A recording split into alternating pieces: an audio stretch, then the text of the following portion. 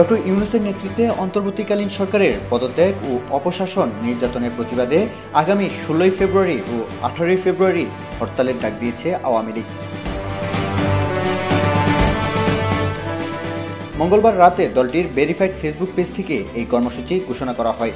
এতে বলা হয়, অন্তর্বর্তী সরকারের পদত্যাগের দাবিতে এবং হরতাল অবরোধ কর্মসূচি বাস্তবায়নে ১ ফেব্রুয়ারি থেকেই মাঠে নামবে দলটি। ঘোষিত কর্মসূচি অনুযায়ী আগামী ১ ফেব্রুয়ারি শনিবার থেকে ৫ ফেব্রুয়ারি বুধবার পর্যন্ত দাবির লিফলেট ও প্রচারপত্র বিলি করা হবে। ৬ ফেব্রুয়ারি বৃহস্পতিবার দেশের প্রতিবাদ মিছিল ও সমাবেশ অনুষ্ঠিত হবে এবং ১০ ফেব্রুয়ারি অনুষ্ঠিত হবে বিক্ষোভ মিছিল ও সমাবেশ।